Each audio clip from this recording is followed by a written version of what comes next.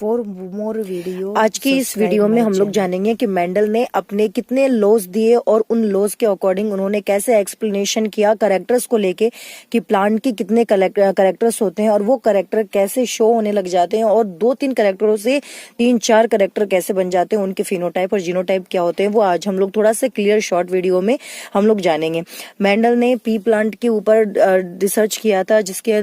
इसीलिए लिया था क्योंकि पी के अंदर बहुत सारे करेक्टर्स होते थे, कम टाइम में ज्यादा उनकी ग्रोथ हो जाती थी और कम समय में वो ज्यादा जर्मिनेट होते थे। तो इन्होंने उसी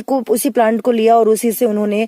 इनहेरिटेंस लॉ को आगे बढ़ाया। मेंडल ने अपने 3 लॉज लिए। पहला आता है लॉ ऑफ डोमिनेंस, दूसरा आता है लॉ ऑफ सेग्रेशन और तीसरा आता है law of independent assortment. Law of dominance की बात अगर हम करें तो अगर 2 अलग अलग कैरेक्टर्स के अगर हम लोगों ने प्लांट लिए हैं, उनमें अलग अलग कैरेक्टर्स है, उनके जीन्स के बीच में यानी कि उनके बीच में हाइब्रिडेशन अगर करवाया जाता है तो जो कैरेक्टर डोमिनेट होते हैं, जो प्रभावशाली होते हैं, वो F1 जनरेशन में शो होने लग जाते हैं और जो कैरेक्टर F1 जनरेशन में शो नहीं होते हैं वो रिसीव्स कैरेक्टर कहलाते हैं। उनका वो भी आएंगे लेकिन F1 जनरेशन में नहीं आएंगे, क्योंकि F1 जनरेशन में जो डोमिनेट होगा, जो सबसे ज्यादा प्रभावशाली होगा, जो अपना इफेक्ट दिखाने वाला होगा,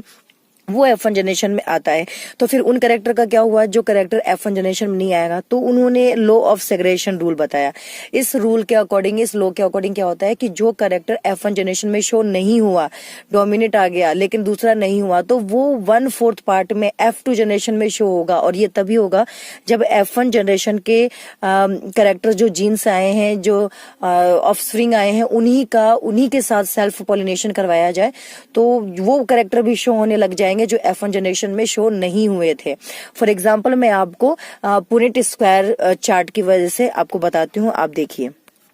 मैं आपको यहाँ पे एक पुनेट चार्ट बताऊंगी। पुनेट चार्ट में क्या है, स्क्वायर इसको बोला जाता है। मेरे पास में 2 कैरेक्टर थे, जैसे 2 कैरेक्टर मैंने पी प्लांट ऐसा लिया था कि एक पी प्लांट तो था टॉल और दूसरा था शॉर्ट,